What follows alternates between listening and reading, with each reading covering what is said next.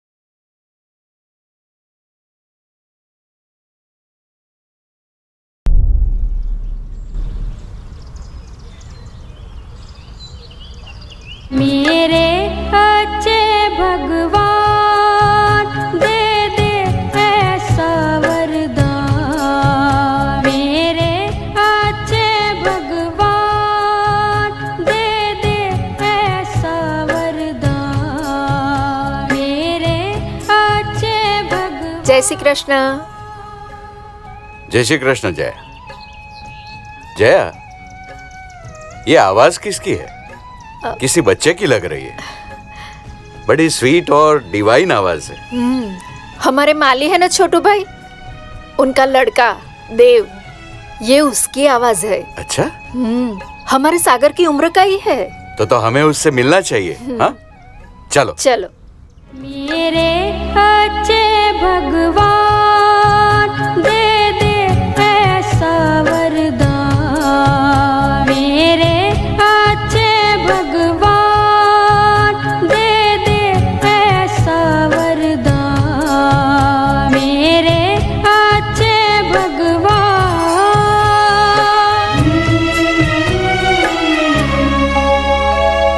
सृष्टि के इस तेरे बाग में पुष्पों की हम शान. जया, जीवन हमारा बेटा सागर क्या कर रहा है? सो रहा है. 2 बार उसे जगाया लेकिन अभी तक उसकी नींद नहीं खुली. पता नहीं ये लड़का सीरियस कब होगा. सूरज की पहली किरण तो उसने कभी देखी ही नहीं। कि हम शान जीवन भर सौरभ फैलाकर गाए सागर, ओ सागर, गेट अप माय सन, सुबह हो गई।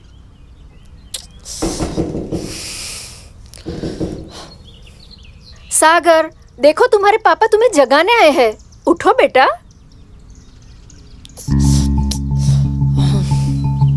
मुझे सोना है, प्लीज डू नॉट डिस्टर्ब। वैसे भी उठ के क्या करूंगा, मुझे सोने दो। वेकेशन में भी परेशान करते हो आप लोग। सागर, तमीज से पेश आओ। कोई अपने पापा से ऐसे बात करता है क्या? वेट,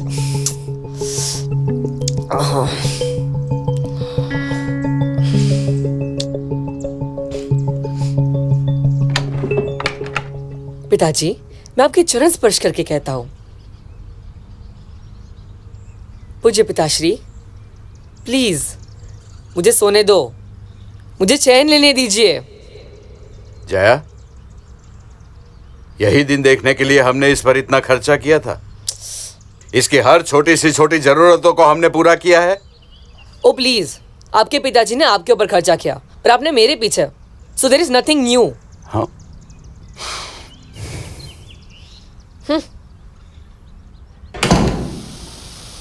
मात पिता और गुरु जी को हम पूजे देव समान। विश्व बंधुता मानव सेवा सबसे हो मुस्कान। मात पिता और गुरु जी को हम पूजे देव समान। विश्व बंधुता मानव सेवा सबसे हो मुस्कान। मेरे अच्छे भगवान। पापा, पापा, मैं पानी लेके आता हूँ। पापा, ये लो।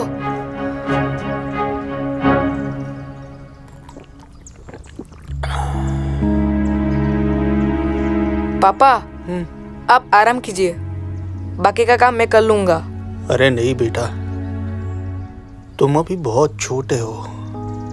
तुम रुको, मैं थोड़ी देर में पूरा काम खत्म कर दूंगा। पापा, मैं इतना भी छोटा नहीं हूँ कि आपका बोझ कम ना कर सकूं।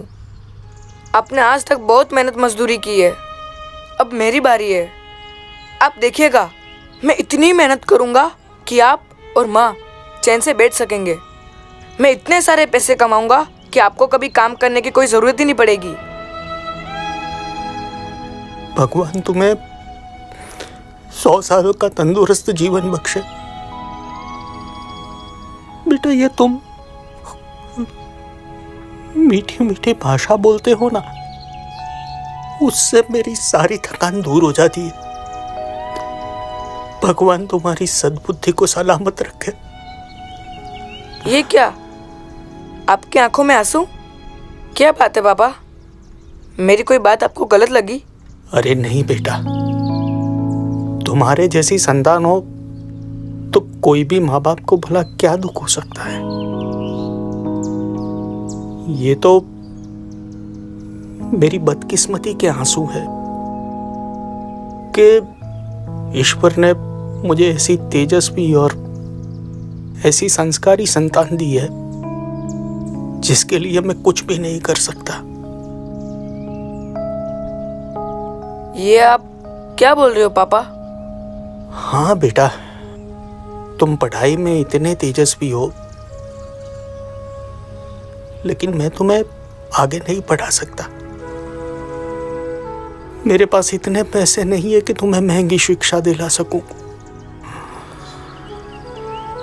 ये आंसू तो मेरे दुर्भाग्य के हैं।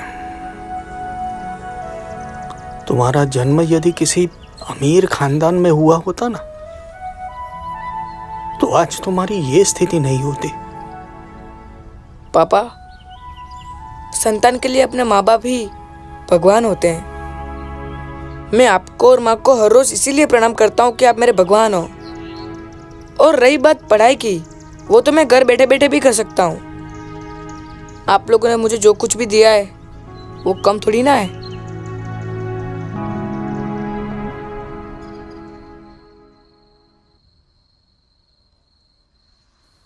पापा, मुझे यूरोप जाना है। ये तुम हमसे परमिशन मांग रहे हो या अपना डिसीजन बता रहे हो? मेरे सारे दोस्त जा रहे हैं, मुझे भी जाना है। सिर्फ 1 महीने की बात है। तो जाओ, लेकिन अपने पैसों से। तुम्हारे फालतू शौक के लिए मेरे पास पैसे नहीं है। फालतू? वेकेशन का सदुपयोग करो, प्रोडक्टिव बनो। 10वीं कक्षा के बाद तुम्हें साइंस या कॉमर्स या आर्ट्स क्या लेना है उसके बारे में सोचो। मेरे साथ ऑफिस चलो और देखो कि कैसे काम होता है। आई एम नॉट इंटरेस्टेड कि आपकी ऑफिस में क्या होता है। मुझे सिर्फ यूरोप जाना है। यूरोप जाने के लिए अभी तुम बहुत छोटे हो। आपका बस चला तो आप तो मुझे कभी बड़ा ही नहीं होने देंगे। सागर, अपने पापा से बात करते समय आवाज नीची रखो। हमने तुम्हें क्या ये बदतमीजी सिखाई है? तुम बड़े हो गए हो, ये कोई साबिती देने वाली बात नहीं है। और ऊंची आवाज में बात करोगे उसका मतलब तुम बड़े हो गए हो, वैसा नहीं है। मेरा डिसीजन फाइनल है, यू आर नॉट गोइंग।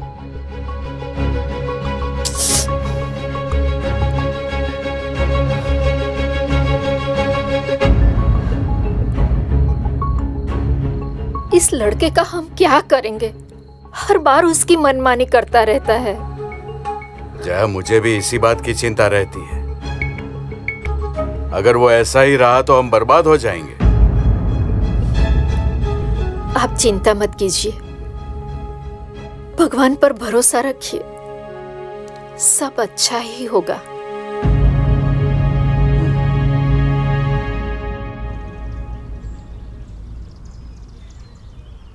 छोटू भाई अपने बच्चे को लेके यहाँ आना।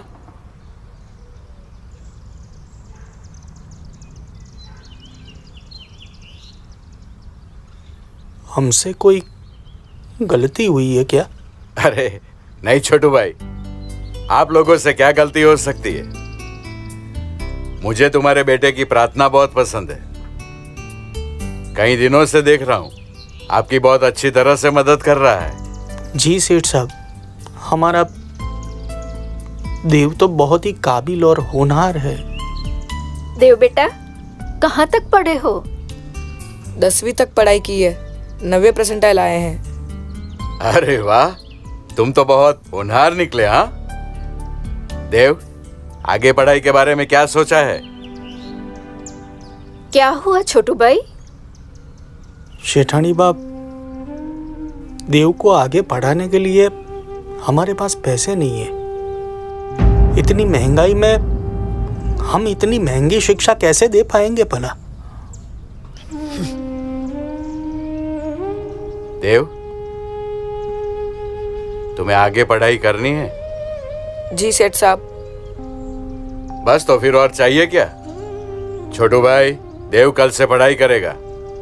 उसकी पढ़ाई की फिक्र अब आप मत कीजिएगा। उसका खर्चा अब मेरी जिम्मेदारी है। मैं कल ही मैनेजर से बात कर लेता हूं।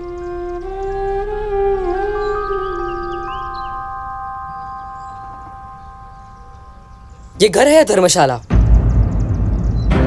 ऐसे लोगों को देने के लिए पैसे है और अपने बेटे की इच्छा पूरी करने के लिए नहीं। अपनी जबान को लगाम दे बेटे। ये देव के भविष्य का सवाल है। यूरोप टूर नहीं जाने से तुम्हारी जिंदगी खत्म नहीं हो जाएगी। वो लड़का पढ़ाई डिजर्व करता है। और मैं हैप्पीनेस डिजर्व नहीं करता? सागर, देव की पढ़ाई और तुम्हारे ऐशो आराम अलग है बेटा। वाह, आपको तो अपनी संतान ज्यादा किसी और की संतान ज्यादा अच्छी लगती है। बहुत खूब।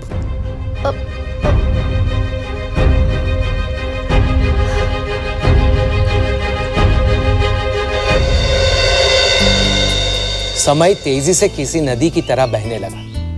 रमणीक शेठ ने देव की पढ़ाई की सारी जिम्मेदारियों का स्वीकार किया। फिर तो देव ने न दिन देखा न रात, बस पढ़ता गया। आगे बढ़ता गया।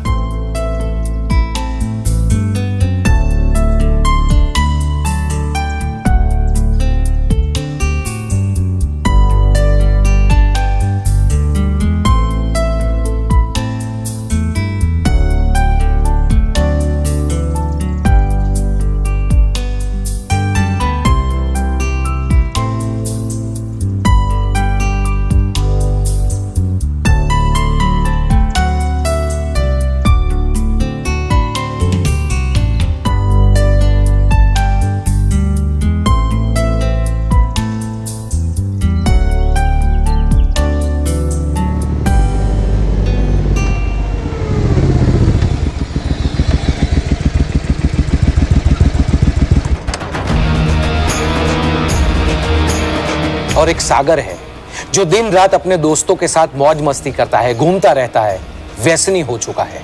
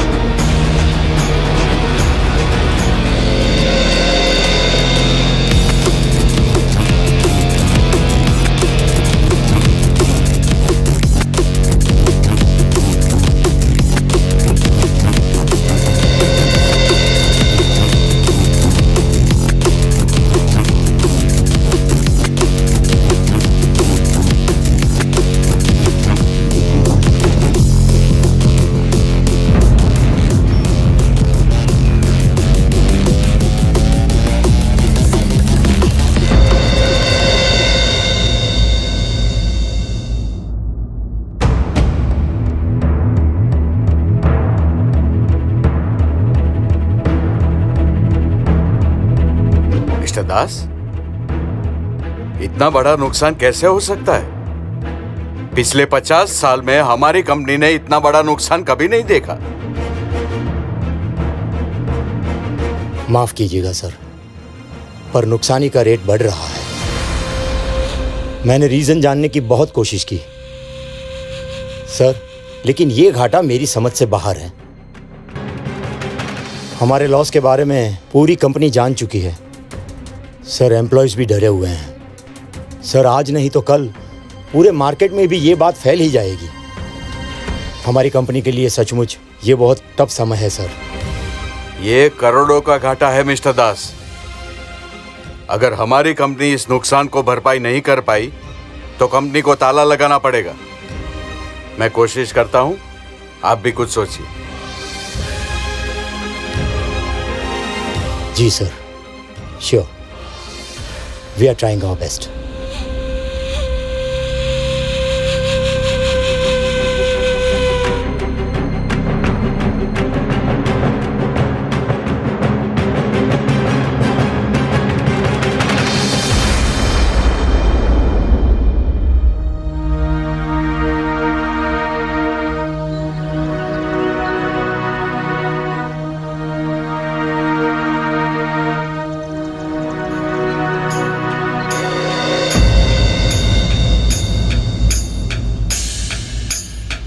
पापा, मुझे आपसे कुछ पैसे चाहिए। मुझे अपना बिजनेस करना है।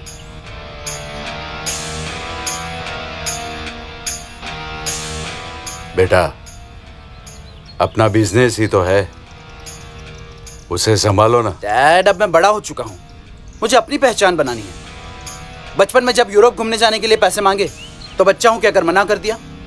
अब तो बड़ा हो गया हूं ना मैं। अब तो बच्चा भी नहीं रहा और घूमने भी नहीं जाना। खुद की पहचान बनानी है मुझे। पैसा दीजिए। कितने पैसे चाहिए बेटा?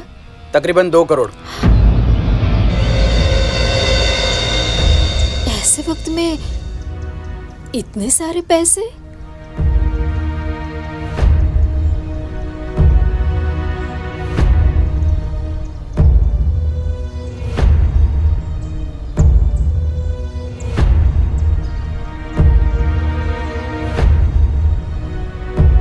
इसे संभाल कर यूज करना। Oh, come on, Dad. मैं कोई छोटा बच्चा नहीं हूं। I'm not a kid.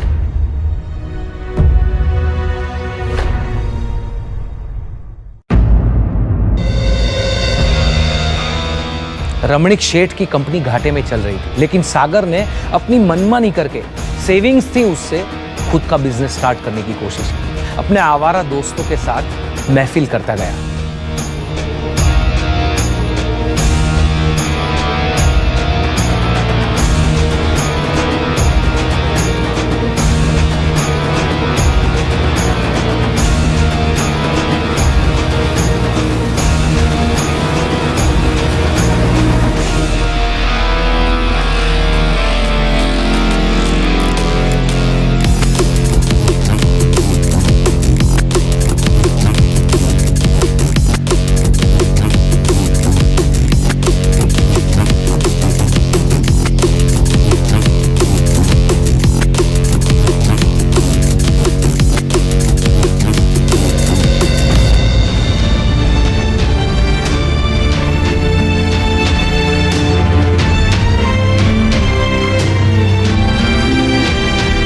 इन्हीं सब बुरी आदतों के कारण सागर बर्बाद हो गया।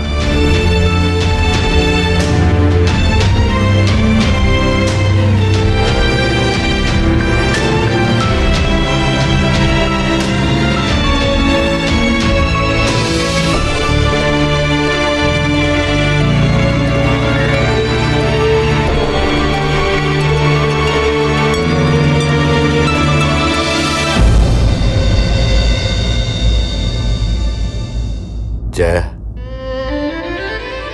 हमारी कंपनी बर्बाद होने पर है। कोई रास्ता नहीं दिखाई दे रहा है। क्या कर सकते हैं? No idea. हमारी आंखों के सामने सब कुछ बर्बाद हो रहा है। देखिए, आप अपना मन शांत कीजिए। कोई ना कोई रास्ता जरूर निकल आएगा। अपने पुरखों की कंपनी है, उनके आशीर्वाद भी हमारे साथ है। आप हिम्मत मत हारिए। फिलहाल तो मुझे भी कोई रास्ता नहीं दिखाई दे रहा है। हमारे बेटे सागर को भी ये नहीं दिखाई देता है कि तिनका तिनका सब टूट रहा है। पता नहीं क्या होगा।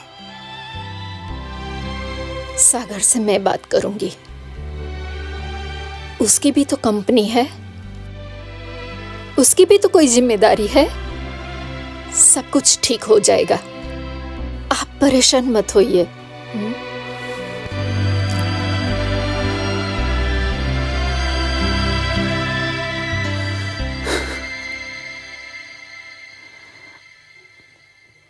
मम्मी,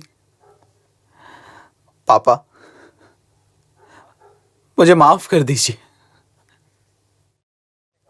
मैंने सारे पैसे गवा दिए। मैं आप लोगों की बात को समझ ही नहीं सका। मां, मैं बर्बाद हो गया। I'm finished। कोई बात नहीं बेटा, पैसे गवा दिए, बेटा तो वापस पाया है ना। मैं आप लोगों की परिस्थिति को समझ ही नहीं सका, लेकिन आप हिम्मत रखिए। इस मुश्किल वक्त का हम साथ मिलकर सामना करेंगे।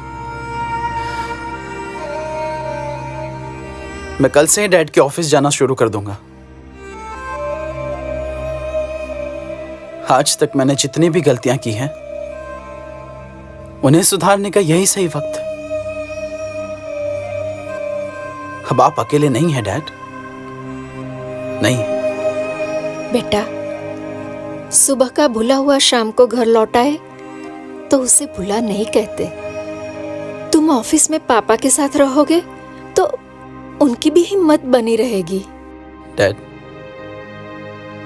अब रोना नहीं है, लड़ना है। आपका बेटा अपने पूरे पश्चाताप के साथ आपके सामने खड़ा है। हम सब साथ हैं डैड, साथ में।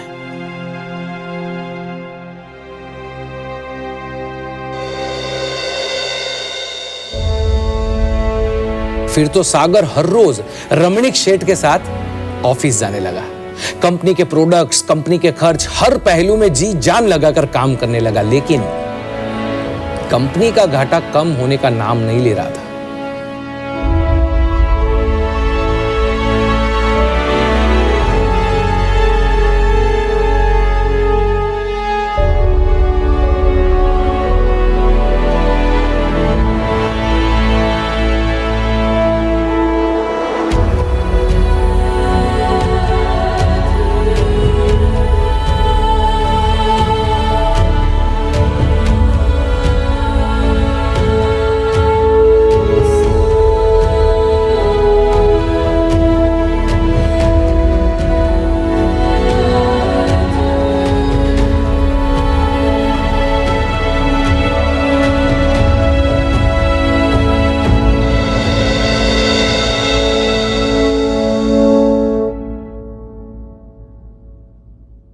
सर, एक मार्केटिंग वाला लड़का आया है, अनिल नाम है उसका। हमारी कंपनी में नौकरी करना चाहता है वो। 1-2 घंटे से बाहर वेट कर रहा है, आपसे मिलना चाहता है।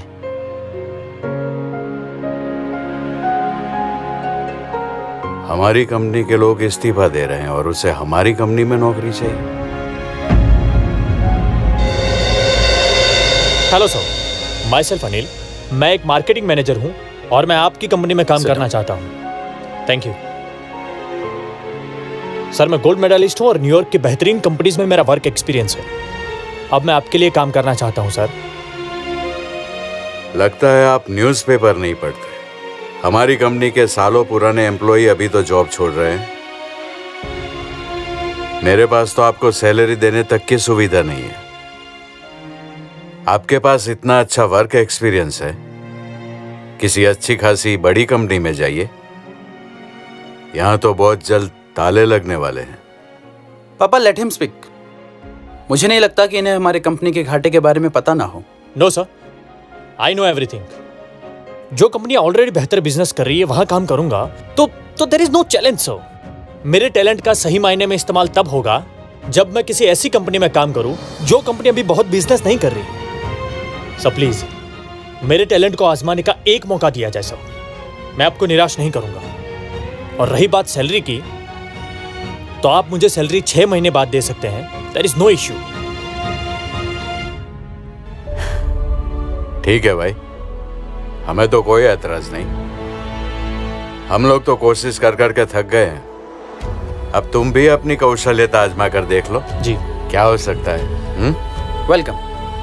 मुझे उम्मीद है कि आपके आने से हमारी कंपनी शायद बच जाएगी। I will do my best sir. बस आप लोग साथ रहिएगा। बिल्कुल। Thank you.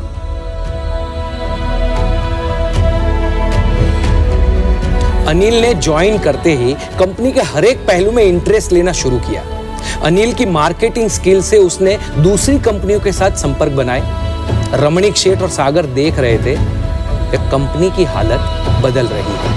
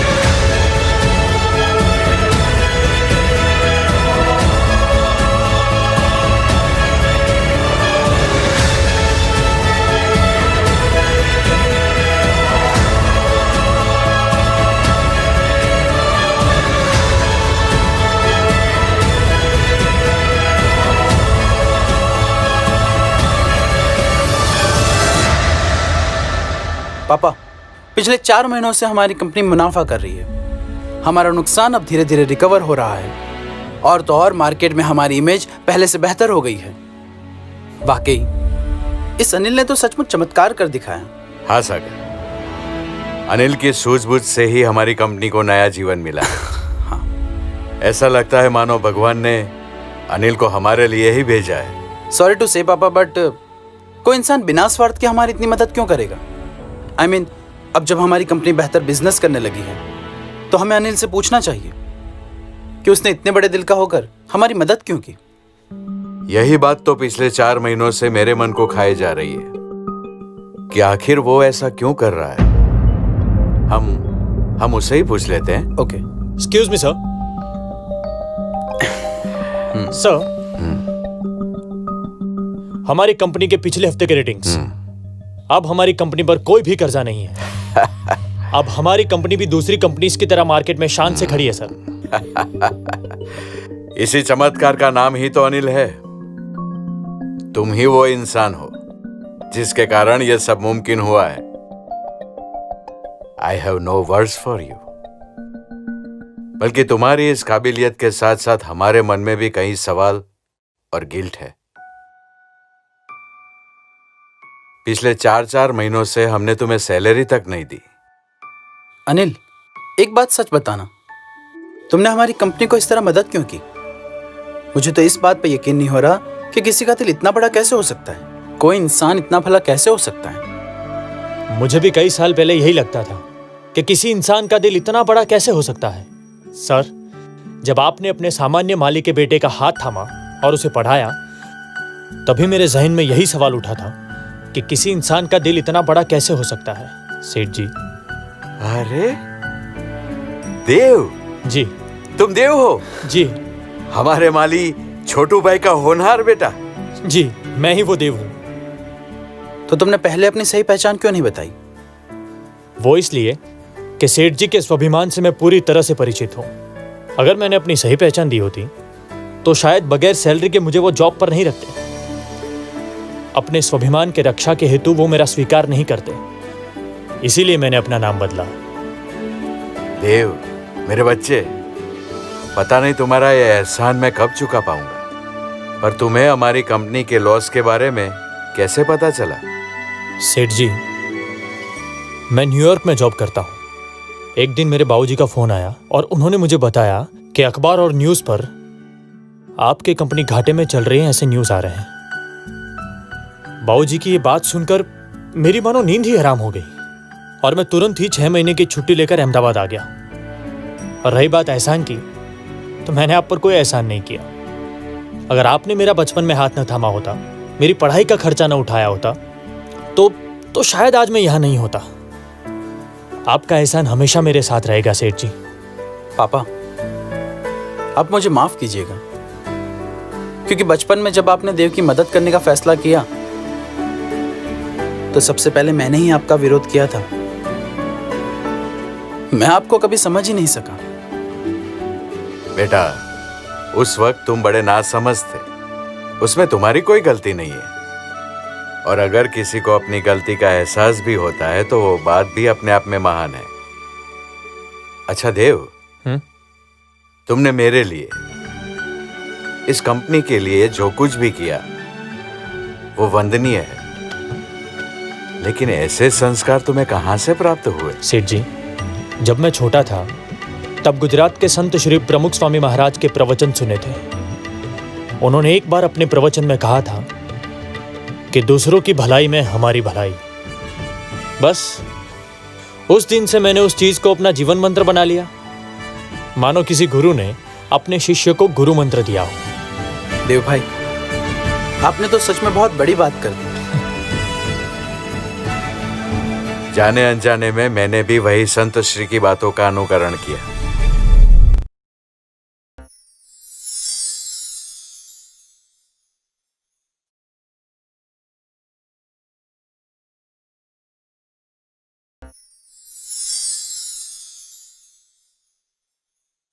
श्री स्वामीनारायण भगवान की जय।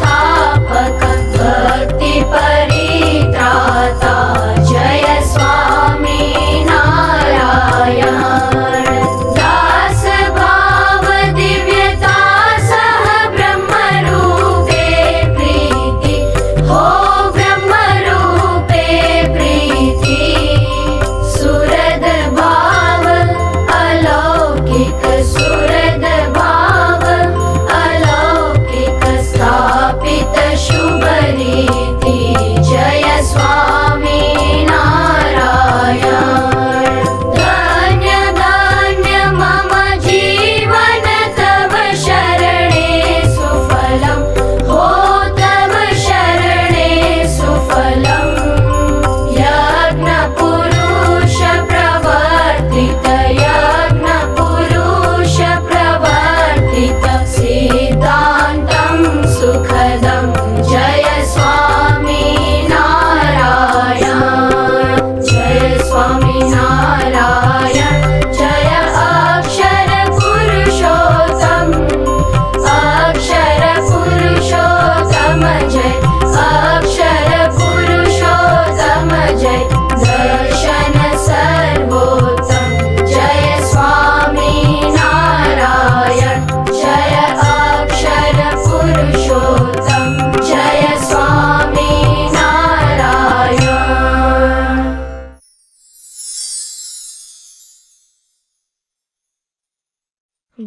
गुणातीतं गुरुं प्राप्य ब्रह्मरूपं निजात्मनः विभाव्य दासभावेन स्वामिनारायणं भजे श्रीहरिं साक्षरं सर्वदेवेश्वरं भक्तिधर्मात्मजं दिव्यरूपं परं शान्तिदं मुक्तिदं कामदं कारणं स्वामिनारायणं नीलकण्ठं भजे श्रीहरिं